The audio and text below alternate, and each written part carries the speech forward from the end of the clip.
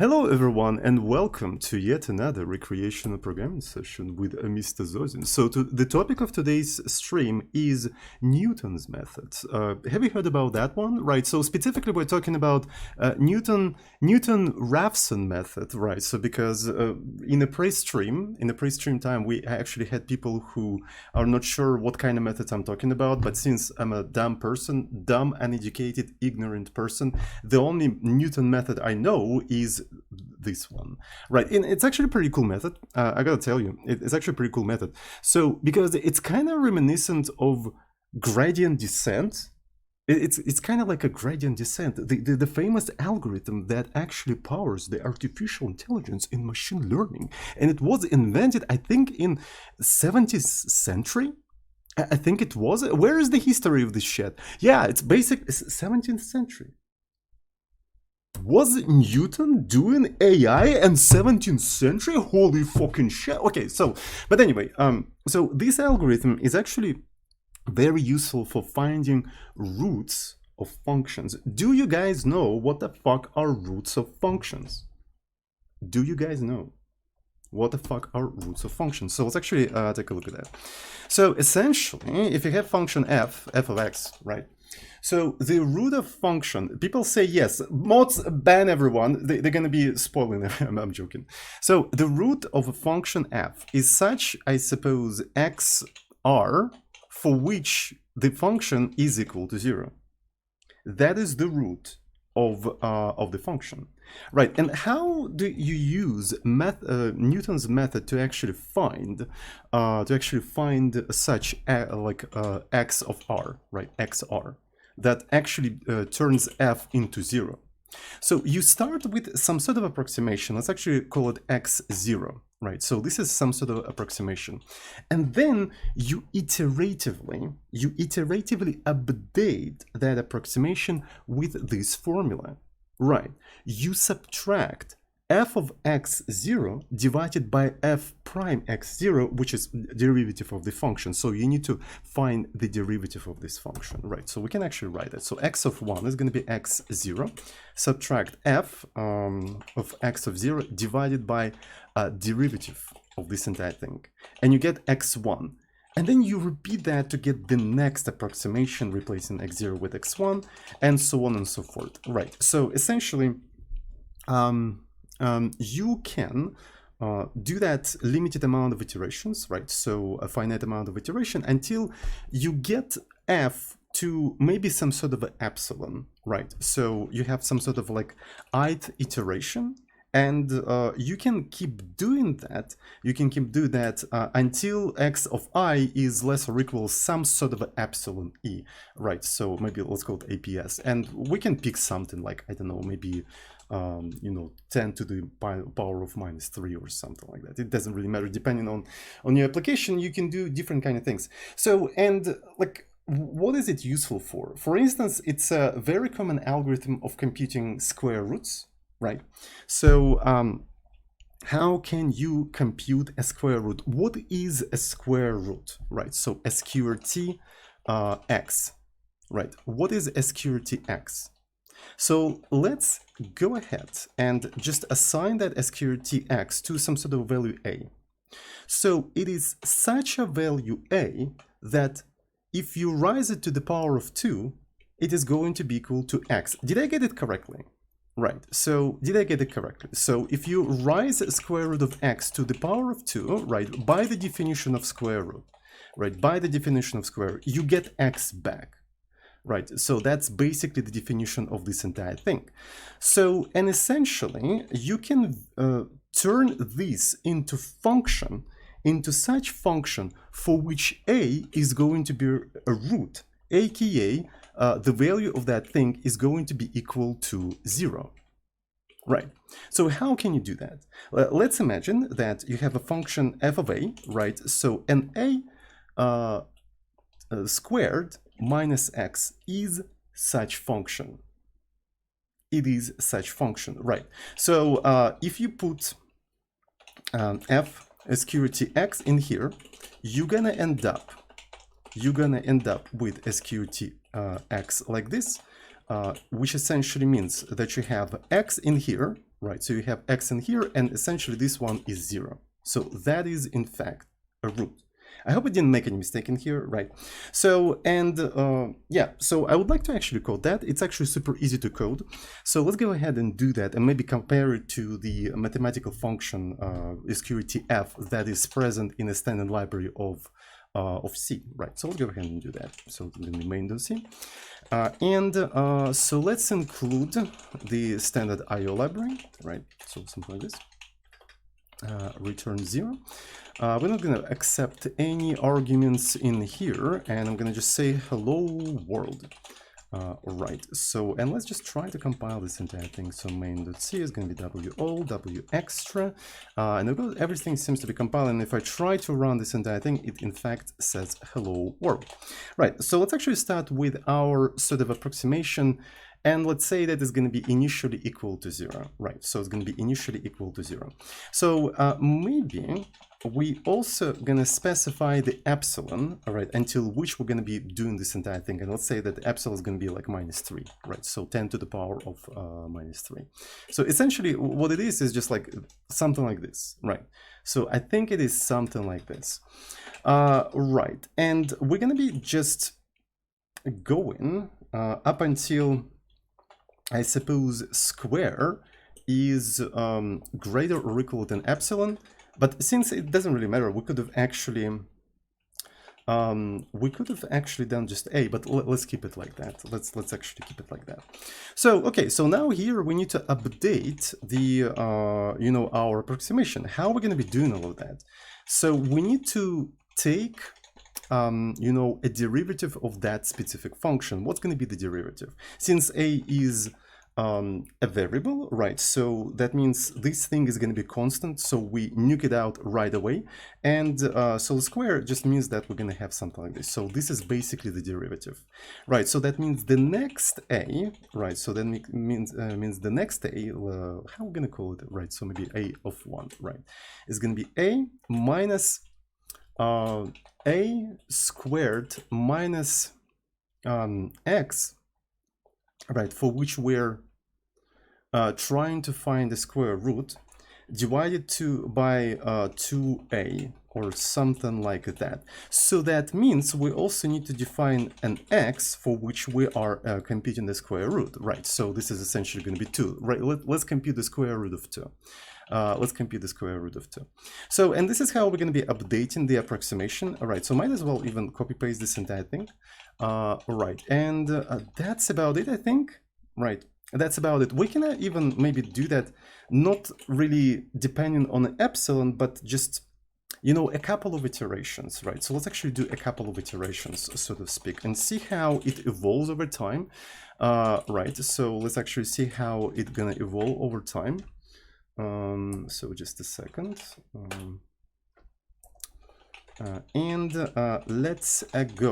Let's go.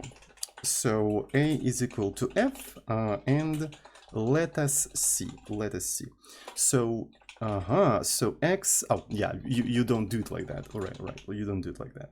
Okay, so there's something wrong in here because it starts with 0, right? So basically what we have in here is effectively division by 0, so we can't really use that as an approximation. What if we just like use x as an approximation, right? So I think, okay, so on the first iteration, it goes toward 1.5, right? It goes towards 1.5, and then it goes closer to the actually power of 2, right? So if we take a look at something like, right, so this is going to be import math square root of 2, right? So it's actually very close. It's actually very close, and that's already on the second iteration. That is already on the second iteration. What if we actually do like a 3 iteration? What if we do 3? It's actually even closer, right? So 41, 42, and yeah, so we can do another iteration and we probably will get even closer. Right, so, and we are in fact getting closer and closer, right? It's just depending on the you know, the resolution, the precision that you have, right? You're going to do a different amount of iterations. We can try that with other different axes, right? So for example, we know what's the square root of 9, for instance, right? So what's the square? And it goes towards 3. It in fact goes towards 3. Right, I think like a starting approximation from x itself is actually rather good, right? So something like 16, and it goes towards 4, right? So the more these kind of iterations you have, right, so the better is approximation. And it actually reaches really quickly. Have you noticed that? Yeah, it does in fact converges very fast. It does in fact converges very fast, and I really like it. So you can use it not only for computing square roots, right, but just general roots of functions. If you have some sort of a value that you're trying to find, maybe some sort of equation that you're trying to solve, and in fact what we're doing, we're numerically solving an equation, right? So this equation. Right, and if you have some sort of equation, you can always take the right part, subtract it from the left one, and turn that into a function and apply Newton's method, right? So if you have one variable and stuff like that, right. So, and yeah, so you can use it for pretty much like a lot of different functions and stuff like that. So that's pretty cool. And I think in the past, right, so we discovered that I already implemented that algorithm before in JavaScript, right? So, and I think I didn't save the string where I did all of that, right? So, but I did this sort of page where I basically tried 2 different methods of computing square root. One was binary search, right, which is very dumb and very slow. As you can see, right, so I'm trying to actually use like binary search, and it slowly converges towards this solution. And then as a comparison, if you take a Newton's method, right, so if you take the Newton methods, look how quickly it converges. Like, look how quickly it just like straight up finds that value. And by the way, this page is interactive. You can actually click on any value in here, right? So, and it's going to actually work for that, right? So you just basically click and pick in the value, and it is going to just there's something weird going on with this owl. I mean, it's fine. Right, so I'm gonna put this page in here, right? I'm gonna put this page in here, and for people who's watching on YouTube, I'm going to put that in the description as well. So in the description, we're gonna have a Newton's method and also this page and stuff like that. So there's also source code for this entire thing somewhere on GitHub. Yeah, there we go. Let's actually take a look at it. Let's actually take a look at it. I think I implemented, yeah, I implemented it in TypeScript. Would you look at that? In a real serious programming language, unlike toy scripting language, I implemented it in a statically typed programming language for serious software development. Right. I really like how some people react to me saying that some language is a toy language. They always go like, oh dare I program. It's so fucking funny. Like I love it. I fucking love it. Anyway, so both are toys. Yeah, both are toys. Every language is a toy. Doesn't freaking matter. In reality, it doesn't fucking matter. Right, so if you manage to put something impressive for normies on the screen, you won. That's it. That's how the whole game works. Just impress the normies with pretty pictures on the screen. And there you go. You won the market. You won the market. So anyways, like, why am I looking into this method? Like, why do I even need it? Right, so I working on my programming animation engine, right, called Panim. So let's take a look at it. So I'm gonna go into this folder. All right, so let me rebuild everything just in case. I think I already fetched the latest changes. I think I did. Yeah. Okay, so let's go to Panim and let's take a look at one of the animations that I have in here. Right, so this is one of the animations I have in here. So it just, you know, demonstrates how Turing machine works and stuff like that. Nothing particularly special. The problem with this animation is that my camera, my stupid face, actually like covers a lot of interesting stuff in here. Right. And recently I worked on a Bezier curve editor for this specific animation engine, so I can, you know, edit interpolations for the animations, right? So for the interpolation for the animation. So let's actually take a look at that. So I think what's funny is that this engine, as you can see, it accepts literally shared objects like dynamic libraries as the parameters, because the animations for those engines are dynamic libraries written in C. Right, so the animation that I actually run is the Turing machine one, and it's actually a dynamic library as well, as you can see, right? So it's a dynamic library. Right, and I have different animations in here, right? So another one would be something like squares. Right, so let's actually run it. So this is another animation. It's a different DLL. Each DLL sort of defines its own thing. And the Bezier curve editor is yet another DLL. Right, so they're not really animations, they're more like applications for the engines, right? And apparently you can have applications that are more general purpose, right? So I think I'm moving towards like a general plugin system. I think I'm gonna create another Emacs or something, right? Anyways, so I created this Bezier curve editor. It's actually kind of cool, right? So you have these nodes and stuff like that. So, and essentially, what I'm doing in here, right, so I'm editing the curve that is going to be used for the interpolation for the animations and stuff like that. And essentially, what I'm doing, I'm treating the x-axis. I'm treating the x-axis as the time, right? So as the time as it goes by, and y-axis as the value of the interpolator, so it can be used for updating the position of some sort of object or the size of some sort of object, or maybe color components of some sort of objects, for example alpha component, so we can do fade in, fade out and stuff like that. When you have an interpolator that looks like a sigmoid, it actually creates a very satisfying transition because it essentially fades in, like it ramps up, then goes with the constant speed and then slows down. And if it's played very quickly, it's actually very satisfying and very natural movement. It's like a sigmoid is a very natural movement that you can see in reality, right? I think it's sort of like a reminiscent of golden ratio, right? So you can see it everywhere, and like a sigmoid as a movement curve, you also see it everywhere. That's why it feels sort of like natural and stuff like that. So and we're using Bezier curve, and how Bezier curves are defined. So this is a cubic Bezier curve, so that means it is defined by using 4 two-dimensional points, right? We're using 4 two-dimensional points to define a Bezier curve, right? So, but it is defined in a parametric form, right? It is defined in a parametric form. We can even take a look at how exactly it is defined. So I think I have the Bezier curve defined somewhere in the interpolator. There you go. Right, so essentially we accept the parameter t, which is supposed to go from 0 to 1, right? So it goes slowly from 0 to 1, and it gives you a two-dimensional point on a two-dimensional plane. It's not like we're feeding x and getting y. No, no, no, no, no, no, no. We have a parameter t that always go from 0 to 1.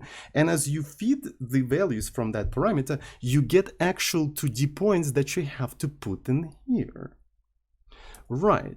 So, but that is kind of opposite to what I initially wanted, right? So what I initially wanted, I wanted to treat x-axis as the time parameter and y-axis as the actual value. So, and that is something that even people on YouTube in the comments section actually pointed out, right? So I knew that already, but I didn't put too much attention to that because I was busy with making this sort of editor, because it was more important for me. I wanted to make this sort of editor, and then I could figure out how to turn like a parametric form into non-parametric form. So essentially, we can even see how exactly engine sort of interprets this curve, right? So because in the engine, how do we even use this entire thing, right? So if I find a cubic Bezier curve, yeah, so this is what we do. We take the interpolator t and we just throw away x and get y, which essentially means that we are interpolating not by the same curve as we have in here, right? So essentially what I want to be able to do, I want to be able to interpolate by x, where x is going to be from 0 to 1, and by x I want to take y, right? I want to take y. So, and we can even say that those things are something like this. So this is basically what I want to be working with. But in reality, I can only work with this, right? In reality, I can only work with this. Right. So, and let's actually compare these two modes of basically following the Bezier curve, right? So let's compare these two modes of following the Bezier curve. I think it's rather easy to even do with our editor. So let me find Bezier.c and let me find the place where we render all of that. Yeah, there we go.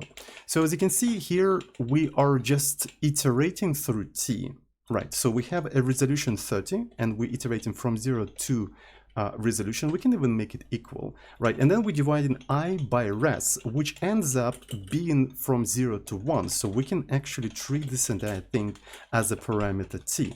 And we're just drawing this entire thing. But in the engine itself, when we're using this curve, what in reality we're doing, we are using the following point, right? So we are using t as x, right? And then we are computing the Bezier curve and we're taking y, and that's the actual point, that's the actual stuff that we're using here, which is obviously not correct, and you'll see why. So let's actually use the same sample radius and the blue color. There we go. So this is going to be sort of like the second point that we have in here. And I wonder if we can quickly rebuild all of that. Right, and let's actually reload this entire thing. And yeah, something went horribly wrong. I wonder what exactly. So yeah, because this thing is supposed to be, I think, multiplied by axis length, right? So because it's a value from 0 to 1, so it has to be sort of scaled properly. Yeah, there we go. So with yellow, this is the curve you defined.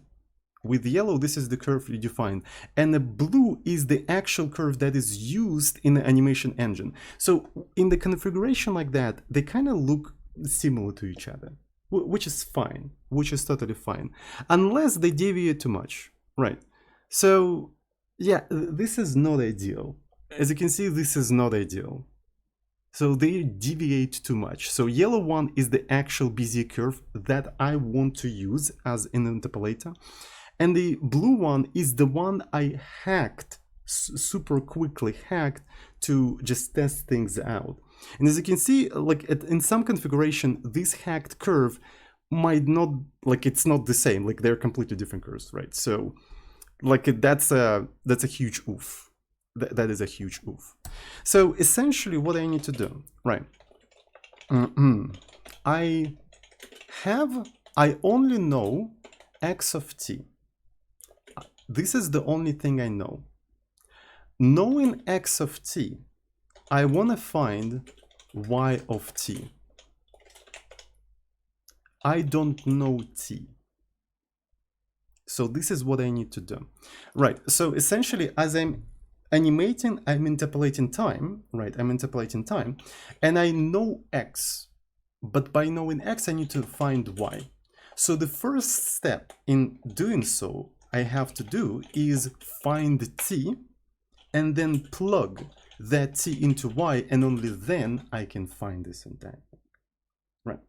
So let's actually take a look at the definitions of x of t and y of t. Right, so what are the definitions? So the definition is basically the formula of cubic Bezier curve. Right, so let's go into the interpolator. So here it is. Here is the definition, so to speak. Right, so here is, that's a pretty big definition. So what do we have on here? We have basically x0, so the x of the first point. Again, Bezier curve is defined by 4 points, as you can see. There's 4 points in here. So there's an x0, and it's multiplied by the inverse of t cubed. So this is the first sort of like a component of this polynomial. Then we add x1 multiplied by 3. Then we have two inverses of this thing, inverses of t, 2 of them, and a single straight t. So that's the second component in here. That's the second component in here. So what's the third component? It's basically the second x. It's the second x multiplied by 3, a single inverse, and square of t. Right, so I'm just following this formula. And the last component in here is basically x, this third x, the third x, multiplied by t cubed, right? So this is the definition of x. Y is literally the same. It's just instead of x, you're using y. Just a second. We can just query replace this entire thing. So this is going to be x, this is going to be y, and there we go. So this is basically the system of equations that we have in here, right? So this defines Bezier curve, right? So when I'm interpolating, I'm basically only interpolating t, right? But this is not what I want. This is not what I want. I want to interpolate x of t, and knowing x of t, I need to find y of t. Right, so I have a particular x, right? So I have a particular x. So that means I somehow need to solve this cubic equation, and it is in fact a cubic equation, right? So this is the highest degree, variable, right? So t is 3, so it's a cubic equation. By solving that cubic equation, I can get t, and then I can plug that t into y, and finally get the value by which I can interpolate. Right. But I don't fucking want to solve a cubic equation. What the fuck is this shit? Time for solving by right. No, I don't want to do that. Fuck that. Right. Furthermore, like, look at the yellow line. Like this thing, like if x is somewhere here, x is somewhere here, this thing has 1, 2, 3 fucking solutions. Like which solution am I supposed to fucking get? Like how am I like, I don't want to do that. Fuck that, mate. Fuck that shit. Right. But who said I can't basically take this part? I can't take this part, subtract the x that I already know, turn that into function, and fucking use the Newton's method on that bitch. Can you even see what kind of bitch I'm talking about? Like this kind of bitch. Right, so the equation that I have is this part equal to x. So that means if I subtract x from this part, with a right solution of t is going to be equal to 0. So that means I have a function f of t for which root is the solution for that equation. So I can use Newton's fucking method to crack that bitch and find t. And then once I've found t, I can plug that fucking t into y and get the correct value of y, motherfucker. Do you get it? Do you fucking get it? So yeah, I could actually maybe limit the kind of parameters that I can put in here, like limit the kind of points I can put in here, right? So, and always have the cubic equation in a form there where it only has one solution, everything nice and stuff like that. But I mean, it's just like, it's too much. It's for nerds. It's complicated. It's difficult. Like, I don't want to fucking do that. Fuck that shit. Fuck that shit. It's easier to actually slap a Newton's method on this thing. And like Newton's method, I think it's going to be super fast. Like, have you noticed, like, it takes like a few iterations to approximately get the value? And it's not going to be that computationally difficult. Furthermore, I've got a cool idea for optimization. So essentially, how are we doing all of that? We are iterating x. From 0 to 1. And on each iteration, we are solving that equation and getting t. And if we're going to be solving it with Newton equation, we need to have some first approximation of t. What if on each iteration, the first approximation of t is going to be the previous solution on the previous iteration? Because since this curve is super smooth, the previous solution for t is going to be very close to the next solution of t. Think about that. Right. So, yeah, and basically because of that, maybe computing the next solution for t is going to be like literally maybe one iteration or few iterations. Yeah, fast conversions, exactly. So you know that Morton SQRT. You know that you literally have SQRT in your name, so you know what the fuck I'm talking about. You know Newton's method. You literally put square root in your name. Yes, So yeah, isn't that a poggers, meine Freunde? Isn't that a poggers? I think that's pretty fucking poggers. So we need to code that. We need to code that shit. So it would be kind of nice, maybe, to I don't know how to start. Maybe we could have some sort of a visualization that we're having for the animation and stuff like that, and see how it converges and everything. But maybe I don't know. I don't know. We can maybe start with some sort of a thing that allows me to pick X, and we can just see how close that X to the actual thing, like on the curve. How close is it on the actual thing on the curve? That sounds like a good idea, actually. That sounds like a good idea. So let me see. So let's actually get rid of these stupid things, right? So the the blue things, the blue balls. Let's get rid of the blue balls from our visualization. There we go. So now let's maybe take a look at the following thing. So do we have a mouse? Yeah, there we go. So we have a mouse position. We have a mouse position somewhere here. So we're rendering the yellow balls. This is the yellow balls. Then we're rendering the nodes. And that's about it. So maybe somewhere here, I can take X. And I can just draw the line that, like vertical line, that denotes that X. I think that's going to be very useful. So let's actually do draw line XZ, right?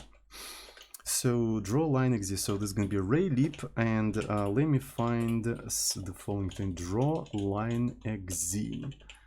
There we go. I find that thing. I found that thing. So okay. So what's going to be the start position? The start position, Emacs. Okay. Emacs having some hard time recalculating all this stuff, but anyway. So start position. So why is it so slow? I fucking know why it's so slow. Because I have multi-sampling, anti-aliasing shit, right? So, and it's very difficult when I am streaming. So let me quickly maybe disable all of that stuff. Let me quickly all disable, and I'm gonna even rebuild this entire thing. So obviously it does not compile, but who fucking cares? All right. So what does XZ in the function name means? That means it's extended, just like my. So essentially, there is so-called base functions with the base arguments, right? So I suppose. So the thing is, Ray-san developed this library specifically for teaching programming and computer graphics to students. Right. Because of that, the base functions, so to speak, are very simple. So they accept coordinates not as vectors or anything like that. They accept them as integers, not even floats, mind you. Not even floats, as integers. Right. So these kind of functions are useful for new developers, people who are new to programming and stuff like that. So if you're feeling fancy, if you're feeling spicy, right, and you know how structures in C work, you can go for a V version which replaces those nasty noob integers with professional vectors, which are structures that contains two floats. IEEE 754 floats. Right. If you are professional, if you train professional and do understand what the fuck I'm saying. So furthermore, you can go and for an extended version that not only allows you to define start position, end position, and the color, but also the thickness of the line you're drawing. So you're not going to have some noob 1 pixel lines, but actually thick, girthy lines. That's what extend means. So and all of the functions in RayLeap, they have this naming schema. So there's a base noob functions for noob students, and there's an extended version of the function for professionals that allow you to update the thickness and girthness and stuff like that. You get what I'm saying? You get what I'm saying? Good. Anyways, so since we are professional, we're trained professional, we're going to be using the extended version because we need to be able to update the girthiness of the lines. Anyways, so let me actually quickly paste it. Yeah, I already copy pasted. So that's cool. So we're gonna have a start position, we're gonna have an end position. I'm not sure what kind of thickness we're gonna be using. So I already have an axis thickness, so maybe I already have a handle thickness. All right, so let's actually use the handle thickness. And the color, let's use red color, right? Why not? There's nothing wrong with using red. Right, so it's a fine color, the color of danger. So we want to show the code that we are dangerous, so it's scared and actually works without any bugs. That's what we want to do. So anyway, so this is a start position. So that position is going to have the same x as the mouth, right? So that means I'm going to say mouse x, x. And y is going to be, I suppose, let's actually start with 0, right? So this is going to be 0. So this is the start position. So the end position is going to be the same x, but in terms of y, it's going to be the full thing, so minus axis length. So this is the end position. So we have a start position, we have an end position. So, and that should give us the sort of the line that we want, right? So, and there we go. So here's the line. This is what we have. Right, isn't it cool? Isn't it cool? I think it's pretty cool. Right, so yeah, so we have this kind of stuff and we can move around. Now, we need to, the problem that we need to solve, knowing mouse x, find the point on a Bezier curve that corresponds to that x. That's the problem we're trying to solve. That's the actual problem we're trying to solve. So the naive approach would be to take the mouse x, right, feed it into the cubic Bezier curve, right? So cubic Bezier curve and also nodes.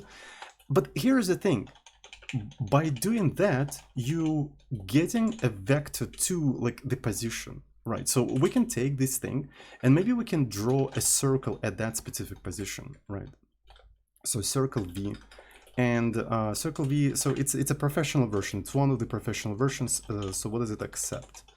Circle V, it accepts the center, then the radius. Let's actually use some sort of radius, maybe handle. Do you have a node?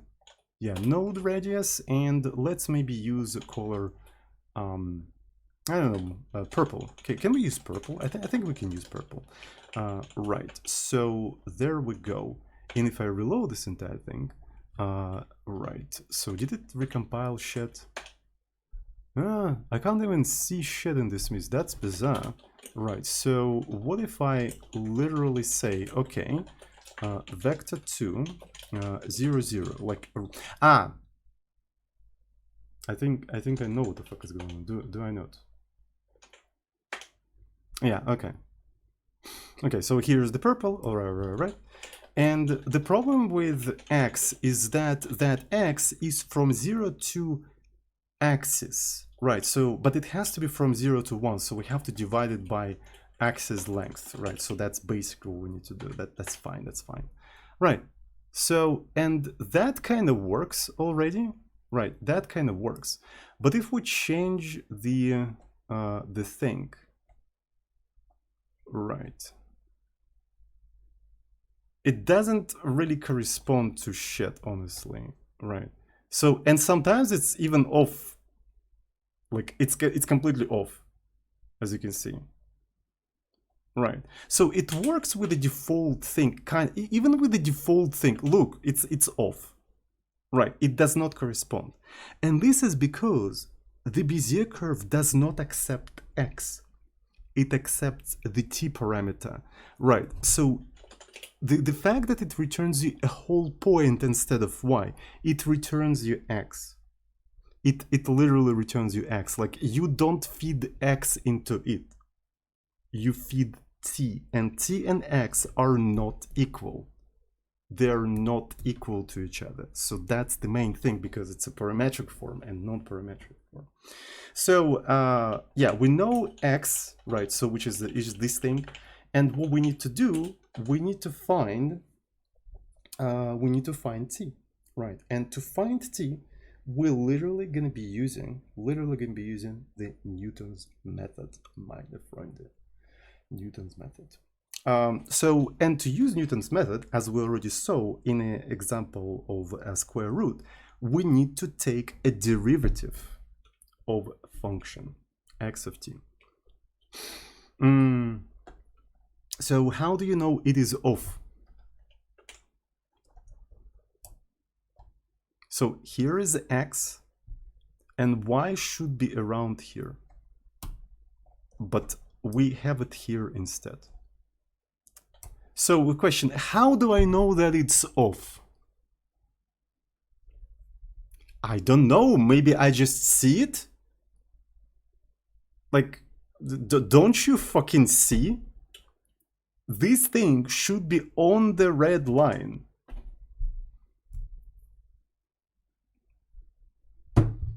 Like, is it not convincing? Like, how is this not like, how else should I demonstrate you that it's off when it's literally fucking off?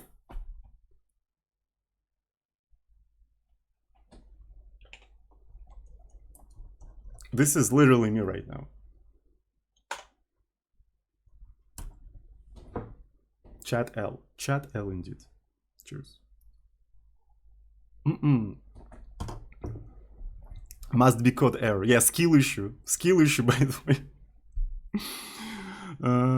Yeah. Print numbers to convince people. Nah, fuck that. Fuck that. By the way, oh no, nobody subscribed actually, or maybe some people subscribed, because yeah, I didn't update my activity feed. All right, so thank you so much, JJ55QS, for gifting 5 community subs. Thank you so much. Thank you for gifting money to Jeffrey Bezos.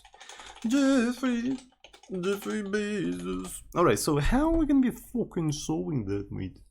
How are we gonna be fucking solving? So yeah, let's go and take that X thingy. Right, it's cool and all. It's cool and all, but we must do the painful part, chat. We must do the painful part. We must compute the derivative of this entire yes. We must compute the, otherwise we won't be able to compute the Newton's method. Come on, like, we must do that. We must compute the derivative of this entire shit. The problem is, I don't fucking remember how to do that, so I need some sort of a cheat sheet. Okay, so derivative cheat sheet G.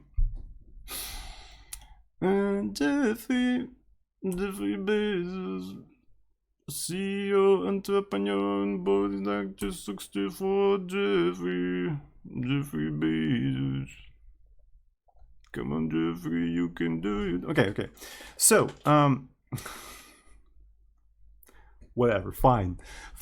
Okay, so basic properties. This is actually cool. I think this is the only thing I kind of don't remember, right? So if you have constant, you can clearly see, right? So you can clearly see that this is C, constant, and you have a function of the variable that we're deriving. And if you're trying to take the derivative of this entire shit, you put the constant outside and you find the derivative of the inner function. Like, you can see this small thing here, right? So this is like a prime thingy, so this is a derivative. You can clearly see that. Anyways, so yeah, and this is basically what we have in here. So x0 is basically a constant. It is basically constant. And here we have a function. Here we have actually a nested function. Here we have a nested function. And you know what that means, chat? You know what that means? Mother flipping chain rule, motherfucker, chain rule. So, and the chain rule, let me see, yeah, there we go. So if you have like two nested functions and you're trying to find their derivative, so you find the derivative of the outer function and then multiply by the derivative of the inner function, right? So is everyone convinced that this is basically, this has a form of f of g of t, right? So I suppose everyone is convinced. So the inner function is basically this, right? So this is the inner function and the outer function is this one. So if you compose this to functions, you end up with this thing. Because of that, you have to use a chain rule in this specific situation.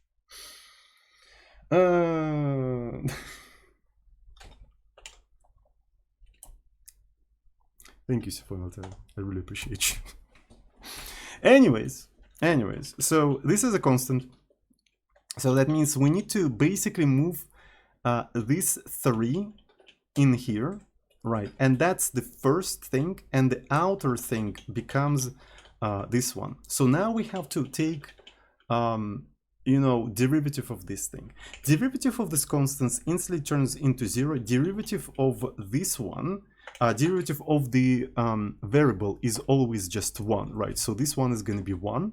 So this entire thing is basically -1, right? So this entire thing is basically -1. Because of that, we just like, you know, do -1.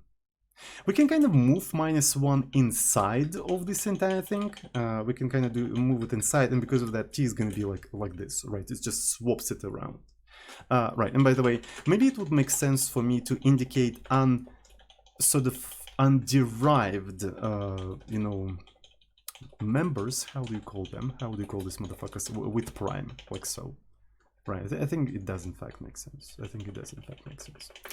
All right, so this one is rather... Oh, what the fuck is this nasty shit? Bruh. Is that a mother flippin' product? Is that a mother flippin' product?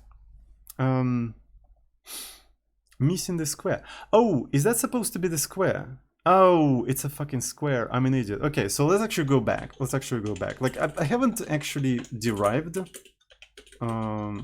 you know, things for quite some time, so I might actually do some stupid fucky-wucky. Right, there we go. So that means what we have to do in here is to have 3 multiplied by that. Right, and this has to be a square, right? So that's the derivative. And then we multiply it by the derivative of this thing, like so. Is that correct, chat? Right, is that correct, chat? Right, I think it is in fact correct. So because of that, this entire thing is -1, and that -1, can you actually put -1? You can't even put this thing, you know, there anymore, I think. Right, so I don't think you can now use this trick with the square and shit like that, but we can actually kind of, you know, move this thing into the 3. So I think that's fine. I think that's totally fine. So anyways, what do we have in here? So I think here we literally have a product. So, Mrs. Onion, your LaTeX magic, that was a cool... Yo! What the... I forgot the LaTeX magic. I forgot the freaking LaTeX magic. Thank you so much. Thank you. You reminded me who I truly am. I've been working so hard. I've been programming in Rust for so long. I forgot who I truly am. I forgot my true self, and you, chat, reminded me. I just... Whatever. So let's go into the separate folder. All right. So, and let's do something like, you know, Bezier tech. Right. How do you do this kind of shit? Wait a second. Bezier tech. Okay. So, who remembers how to fucking use LaTeX? I've been programming in Rust for so long, I forgot how to do LaTeX. Right. So. I think it's a document class, and it's not even freaking... Why is this not LaTeX? There we go. Article. Okay, so... and then I just do begin document, and then I think I can even do shit like this. Yeah. Document, then section, your mom. Can you do shit like that? Maybe not. But anyway, so let's try to now compile this entire thing. PDF LaTeX, Bezier. Let's go. Yo, we got PDF. What the fuck? Look at that. Okay. That's actually super cool, I think. I actually think it's cool. So let's go ahead and just say something like, so Newton's method for Bezier curves, right? And we can now basically recompile this entire thing and reload it. Yeah, look at that. Look at that. So we have this kind of shit. So we also need to put a bunch of packages in here. So I think you have to do use package. I remember it was AMS math or something. AWS math. Or yeah, it's that one. Okay. So, and then I think it was a line. Yeah, if I'm not mistaken, I think that was a line. So, and now if I grab that, right, if I grab that, I should be able to just do something like that. And I wonder if it's going to work. Why are you keep changing it? I don't fucking understand, mate. All right, so what do we have in here? Yo, well, I mean, it's almost, yeah.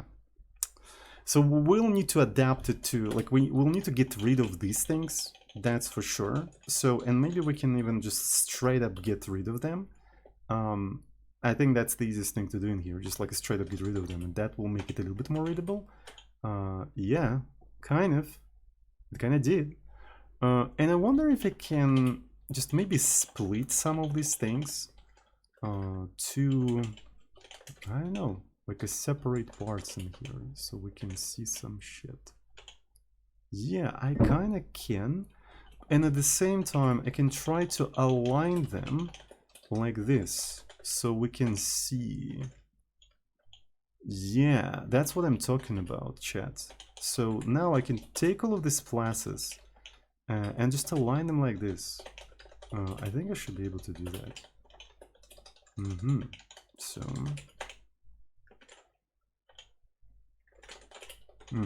so we also need to put new lines in there.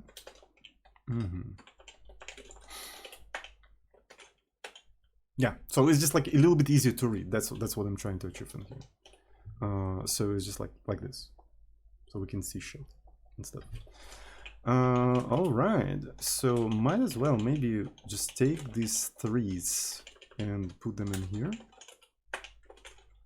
And they're here now.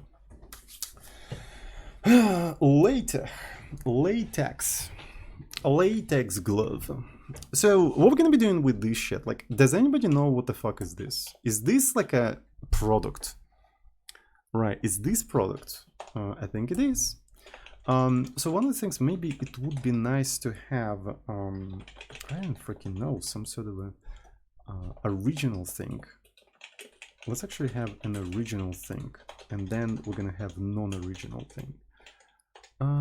The original thing is like contains this as the first thing. And let's get rid of all of these nasty derivatives and shite. Okay, so we forgot a new line. Yeah, there we go. So this is the original without the prime, right? So there should be no prime. So no prime, and this is with the prime, and we're going to be working on that. So what do we do in here? Is this a product?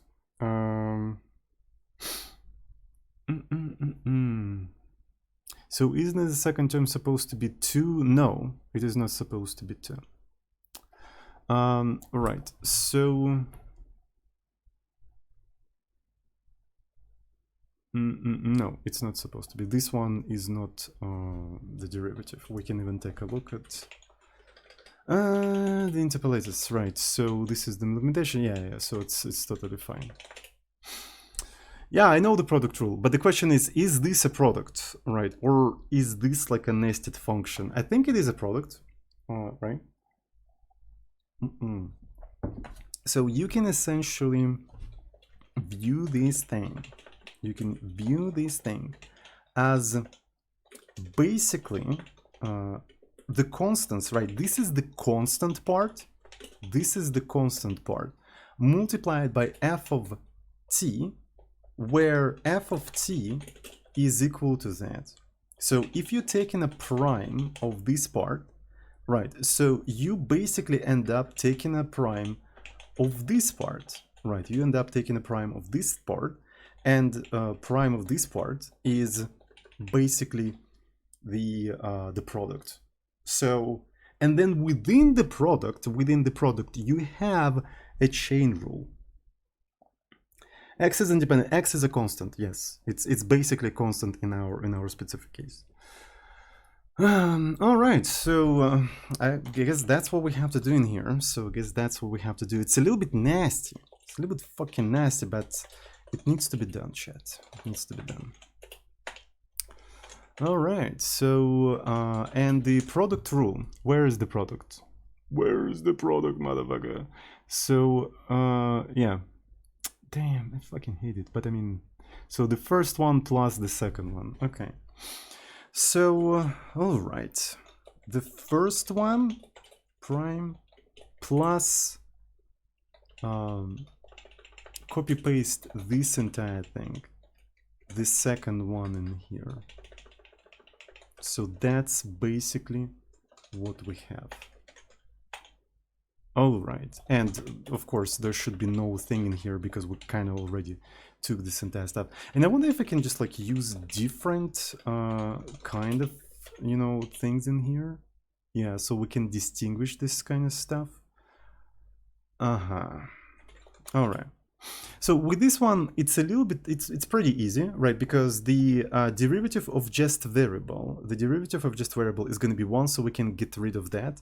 This one is a little bit more interesting because, again, this is a chain rule, right? So this is essentially a chain rule. So you're going to end up with just 2, right, like this, and the multiplied by the derivative of the inner thing.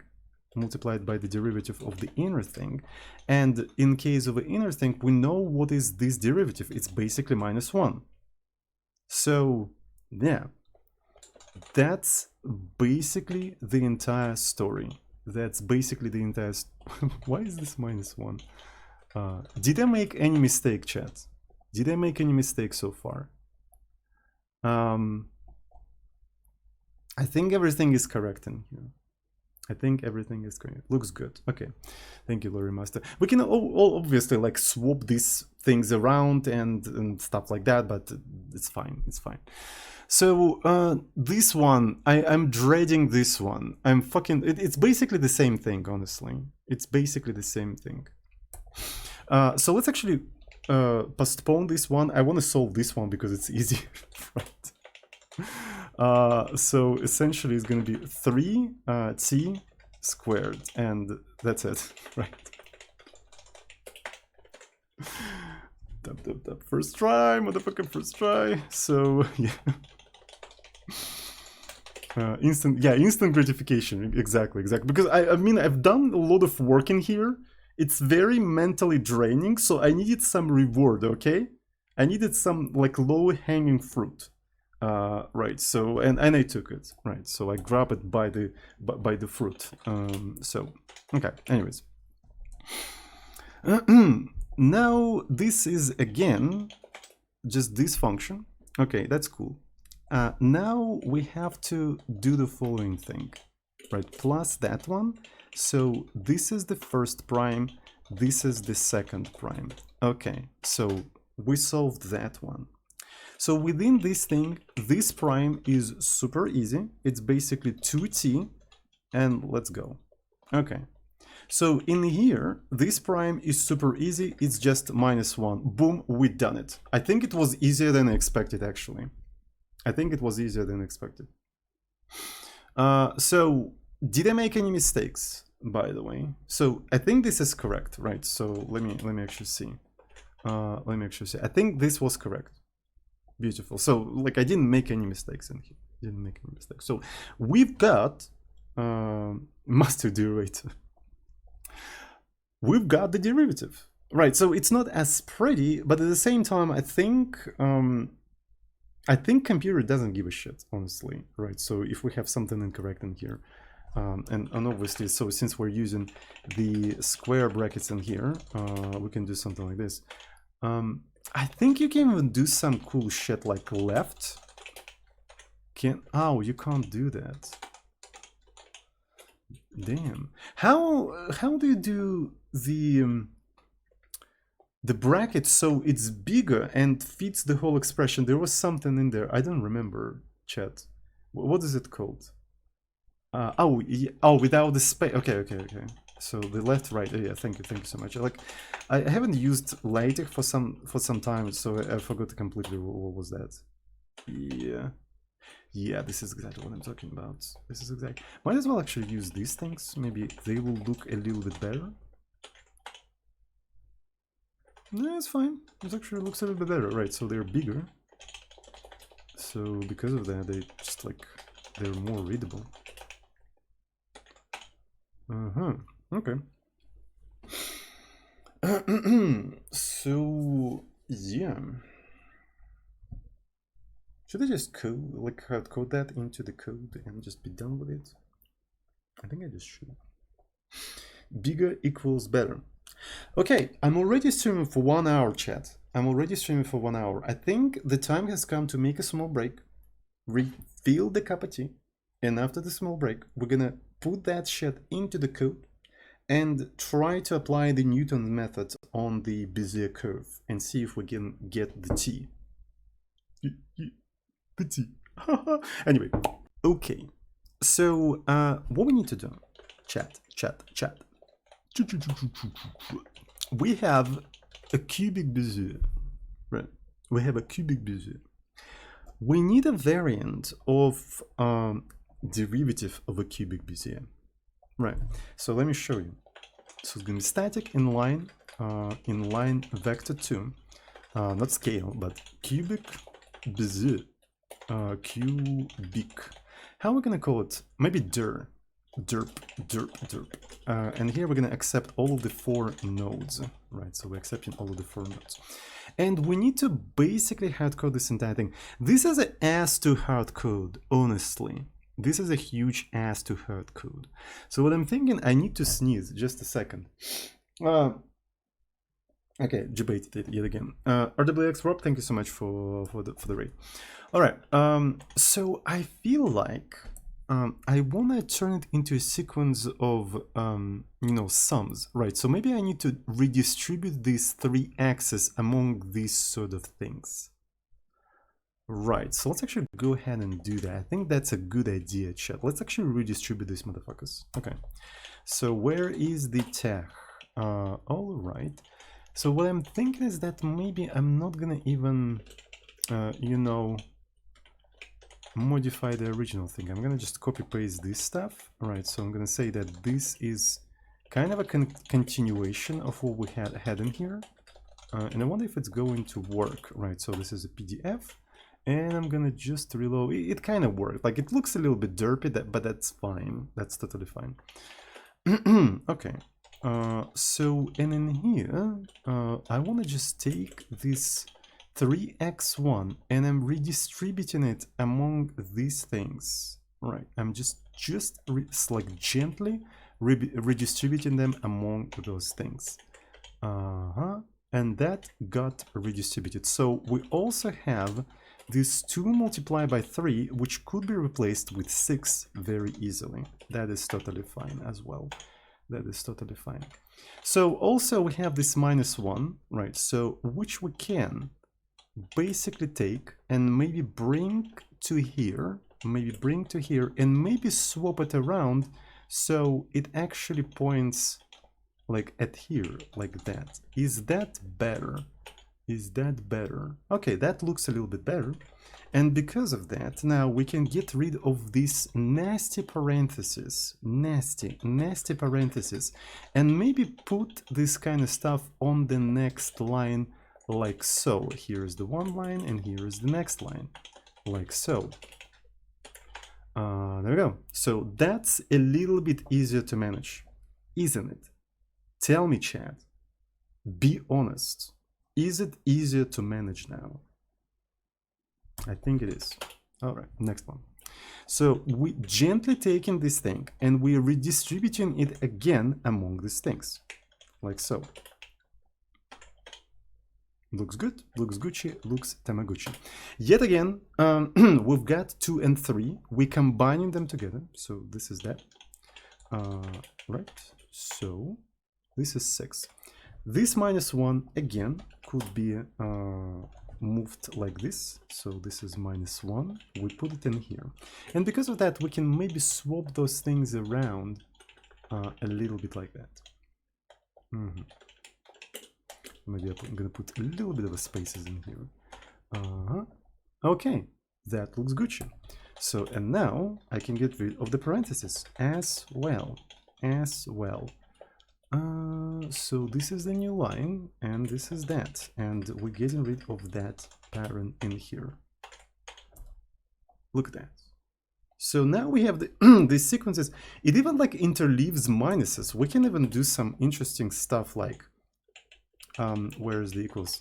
Yeah, why can't we just take this thing and put it maybe in here?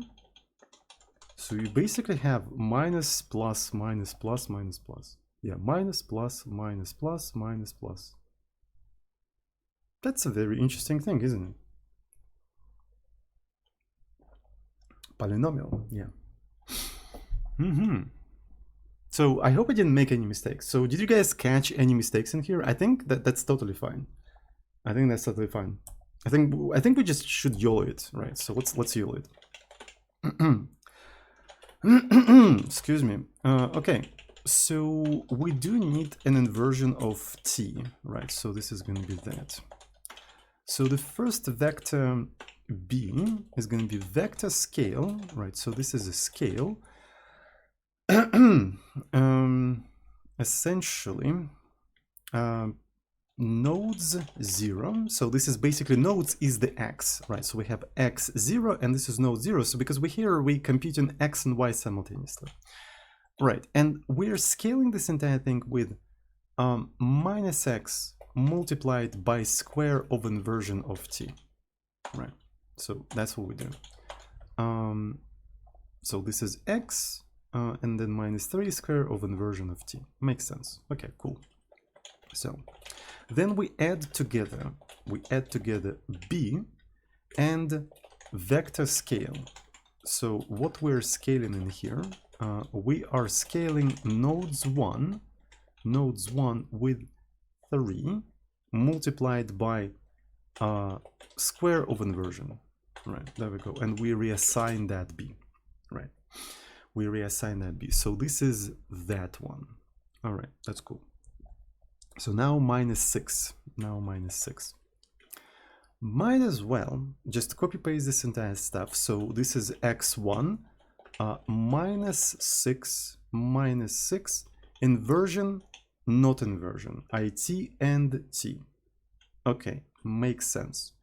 Next one is, first of all, x2, it's the next one, just the regular 6, inversion, not inversion. Okay, makes sense. The next one, nodes 2, minus 3, square of not inverted. And the last one is the third one, just the 3, square of not inverted. And then we just return b. I think, yeah. Yeah.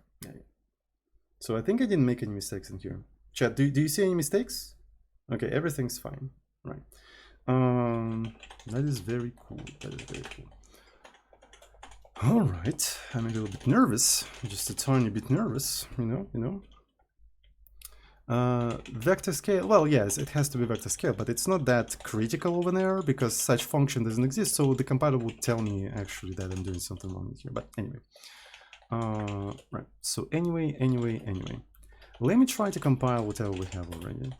Yeah, it compiles, first try, apparently. So Bezier. So we are, yeah, so this is the dumb stuff that we're making in here. I have basically x, right? So this is basically x. Maybe what I'm going to be doing, I'm going to be approximating t. I'm going to be approximating t with original x. What we can do now, we can actually have a fixed amount of iterations in here, just a fixed amount of iterations. So let me show you. Let's have one iteration. So, and in here we're going to be doing t minus cubic Bezier. We supply the t and the nodes, right? So, and we get the x because we're trying to do that. We'll find that for the x, and we're going to be dividing that by the derivative of this entire thing. So this is the first approximation, and this is the cool part. Now we have an approximated t. We have an approximated t after one iteration. We can plug that t into the cubic Bezier and just take y. And that's basically what we're doing here. Right, we can actually like literally have a fixed amount of iterations. And like the more iterations we do, the closer is going to be to the actual thing we want. Wait a freaking second. Quick inverse square root. Do you guys remember?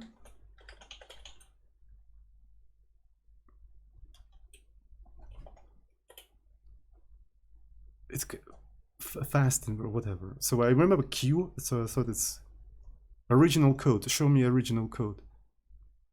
First, wait.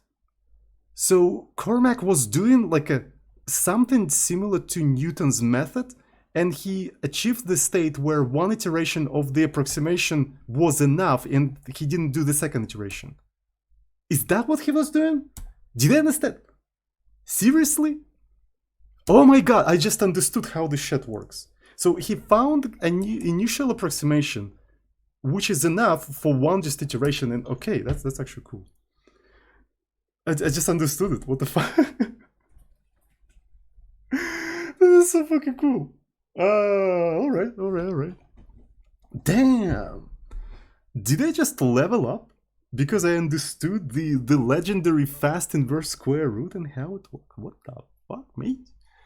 The fuck? What the fuck? What the fuck? Sadly, Cormac is not like that anymore, isn't he? Because I don't know.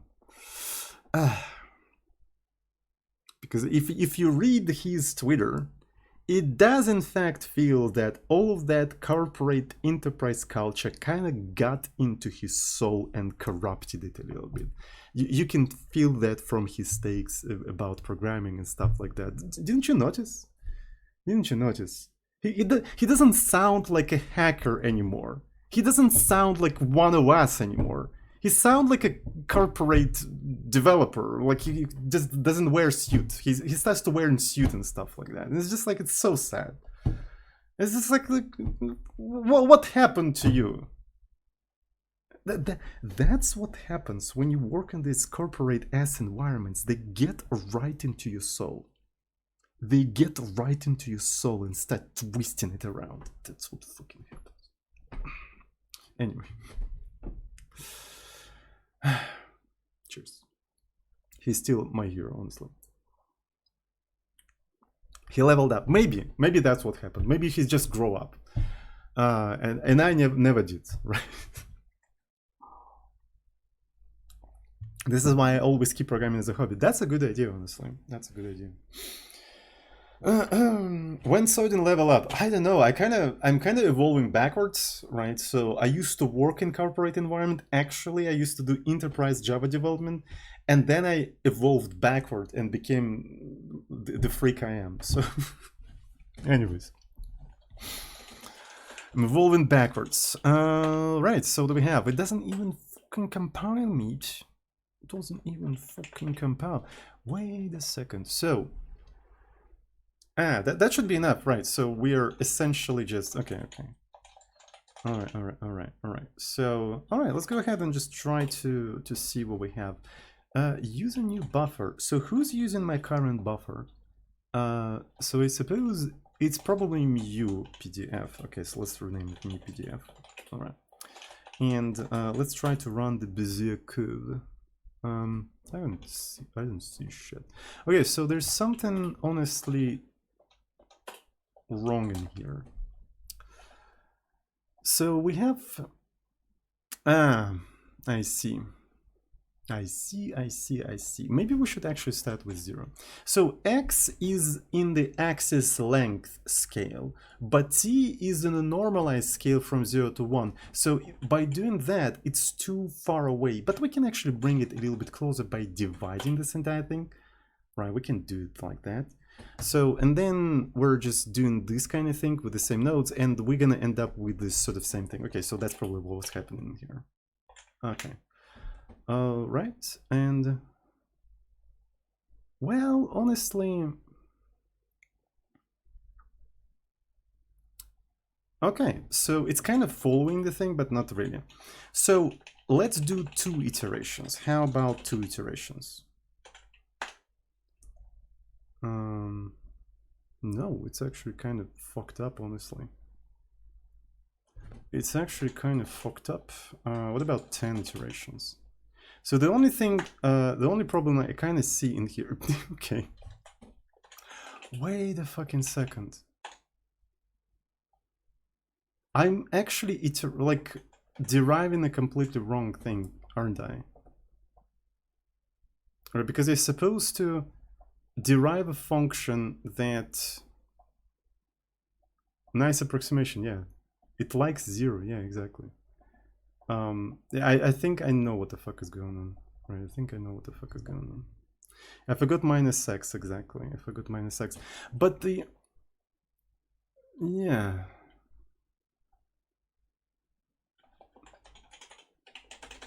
So that means I kind of have to...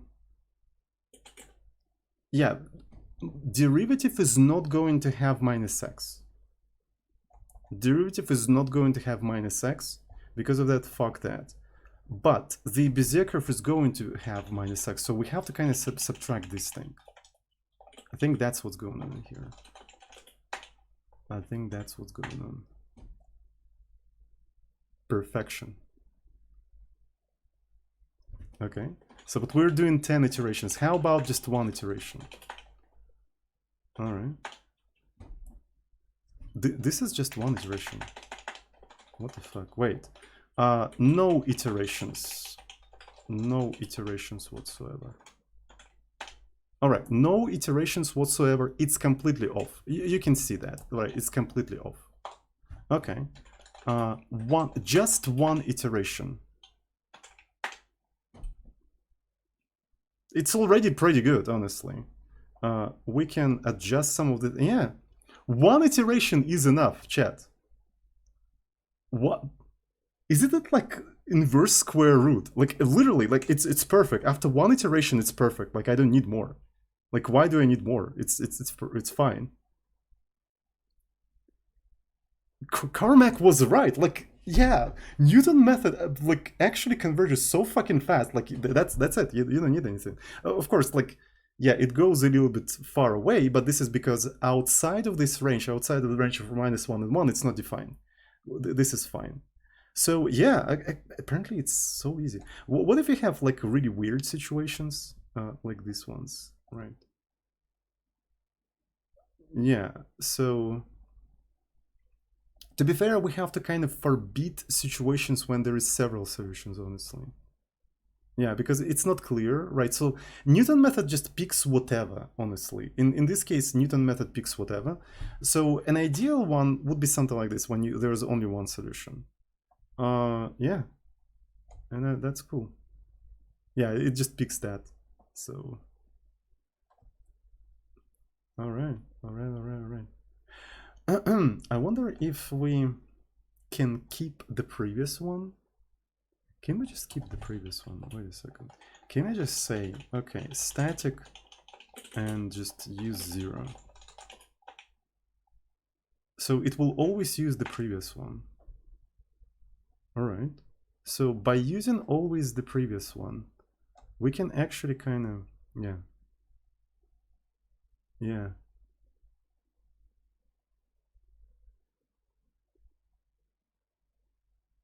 This is so cool, chat, honestly. Look, we're using always the previous one. So here you have two solutions. Here you have two solutions, but it picked the bottom one because it's closer. Now look, we're going forward and then we're going backwards, and now it picks the upper one. Because we're always using the previous solution as the approximation, so we can kind of guide it through where to go. This is so fucking funny. It's funny that it works. Right. So, of course, yeah. So, and now it goes there. So obviously, this is not the correct curve that I want to be able to handle, right? So the curve always has to be something like this, where it has one solution and there is no, irregularities or anything like that. So that's perfect. Damn, but the fact that it works so fucking nice. Holy shit. Bruh. That is so cool. All right. And you don't even need to have an analytical solution. Right, it's just like, yeah, it just fucking works. Yeah. The power of Newton's method, meine Freunde. The power of the Newton's method. We might actually try to maybe integrate this entire thing into the engine. The way it works in the engine is not particularly, ideal. So we're using basically how it works in the engine right now is basically this, where you literally use mouse, and well, not really mouse x, but just the x value as the t. So, and because of that, there is a huge discrepancy between like what's actually happening there. Mouse x, what you don't like initializing those because it's a static, it doesn't have to be static anymore. Okay. All right, so I can do stuff like that, and well, it doesn't even fucking work anymore. So that's how bad it is. Right, you need to have at least one, two. Yeah, I remember. So because it has to be axis length. Yeah. All right. So this is the situation we have in the engine right now. This is how much discrepancy we have. So yeah, this is how much discrepancy. But if we introduce just one, it's like one tiny iteration. Well, that's actually funny. How about did it recompile? Did they recompile? Maybe. Yeah. So is it broken or something? The fuck, mate. Ooh. Huh. So in this specific configuration, we need more of these things actually. Okay, so there's some situations when we need more iterations. Look at that. So, all right. All right, we found it. We found a situation where it's not like that. Okay. Use tolerance instead. Yeah, I want to kind of use maybe a combination of tolerance and limited amount of iterations. So I think that's going to be the ideal approach. But yeah. All right. all right. So is the F5 reload key? Well, it's not really F5. I put it to H. It's a hot reload. So what it does, it just hot reloads the DLL where the logic resides, right? So I can recompile the DLL and then reload it, and without like restarting the application, which is super convenient actually.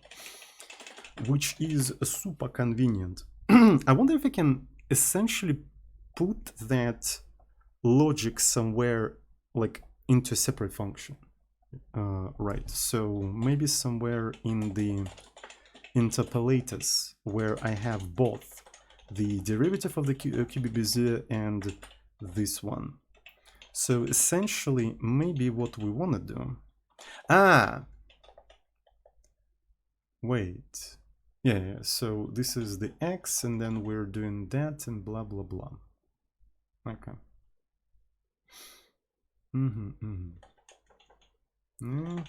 Whatever.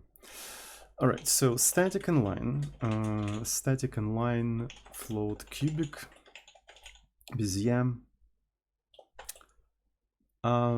Newton, right? Something like that. So you're supposed to put x in here. You're supposed to put x in here, and you're supposed to provide nodes. So let's take this entire stuff. So so we're gonna be using x this is the x, just this thing, maybe even 0, whatever, so we'll just put 0 in here. Then we subtract x, so this is not p nodes, right? This is just the regular nodes. And we don't really have to draw anything. What we're doing, like we updated it a couple of times, and what we have to do, we have to return t, right? So we could use tolerance, but I think for now I'm gonna put amount of iterations. Maybe I'm gonna put it at the end somewhere here, so this is gonna be n, right? So this is the amount of iterations. Cool. So now what I'm going to be doing, I want to try to find t.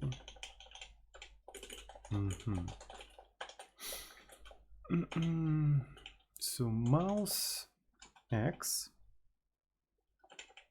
So we provide p nodes,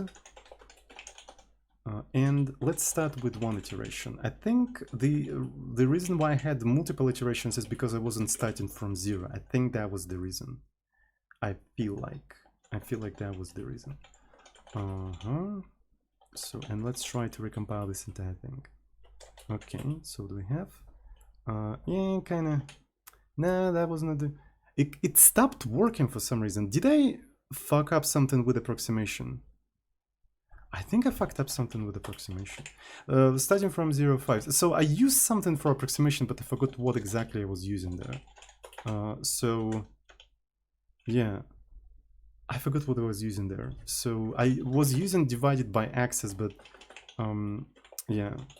So axis length, but this was as an approximation, and fucking know. Anyways, so whatever. So let's actually use 0. I will look into the VOD and figure out again, right? So I already forgot what I was using there. Let's just use 5 or 4 iterations or whatever. Right, so and that seems to be working. So that's fine. So we can now use that in the animation engine when we are interpolating the whole thing, right? When we're interpolating the whole thing. So let's go into the TM. So all right. So there is one thing there.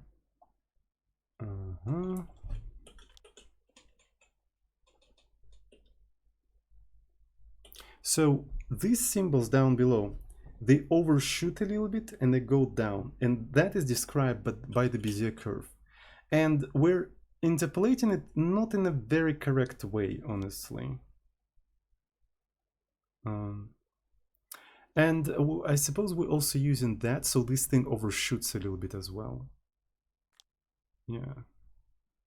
So maybe there is a weird discrepancy precisely because we're not interpolating correctly, not using Newton's methods and stuff like that. So let's go ahead and try to do that. So we have cubic Bezier, right? So that's what we have. And this thing is supposed to be like x, right? It's supposed to be like x.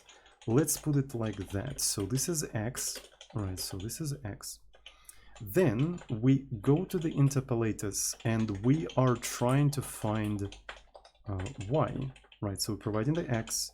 The Bezier is here, data Bezier, right? So this is a data Bezier. Amount of iterations, let's say, is going to be 5, right? So that gives us the t, all right? And that's the t we want to be using in here. We're going to be feeding that t into here, and we're going to be using that in here. So, and interestingly, yeah, so here, when we're finished, we're setting that to 1, which might not be actually necessary anymore. So I'm going to comment it out. So this is how we have to do it now, right? So we take the interpolator, which is x, we find t by that x with 5 iterations, and then we feed in that t and we take in y. Right, so that's how we're going to be doing that. So there's a couple of other places where I'm doing this exact thing. So let me find them. Right, let me find them. So yeah, this is another one. So let me go somewhere here. Cubic Bezier. And we are using T2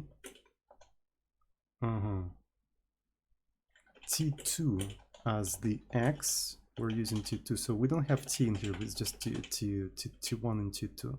So this is the X. We create a new T, right? And after that, we're just using that T in here. So that's how we do that. So, and there is another place. Yeah, this is literally the same place. I can repeat that logic in here too. It's just the only difference here is going to be we do it like that. All right, so I think this was the, yeah, so in all of the places where we're doing all of that, we're using Newton method. Okay, so let's recompile this entire thing. So what you don't like, I forgot the semicolon, that's totally fine. What's the other thing? Semicolon yet again, copy pasting mistakes. Has no member Bezier, so is that nodes? I think that's basically what it is. So this is all nodes. Just Bezier. Okay. I see. And this one is also just Bezier, and also semicolon. I think we're done. Yeah. Okay, so now we're interpolating this thing correctly. Hopefully we are interpolating it correctly. So now maybe it's gonna actually act a little bit better, but I don't feel like it's gonna be that much noticeable, honestly. I don't feel like it's gonna be that much noticeable, but maybe it's gonna be better.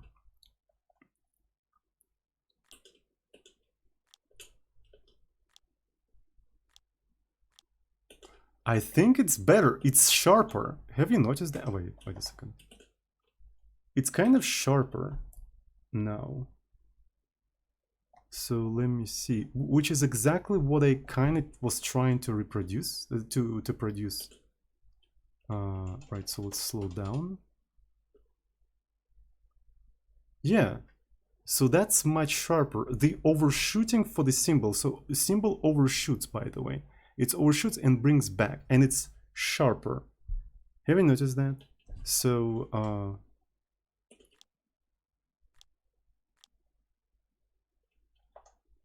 that's magnificent. You think so? Oh, it's the first message.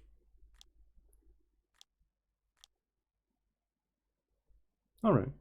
So now we are properly interpolating the Bezier curves, right? So we're not interpolating some incorrect weird thing. So yeah, I think that's pretty cool.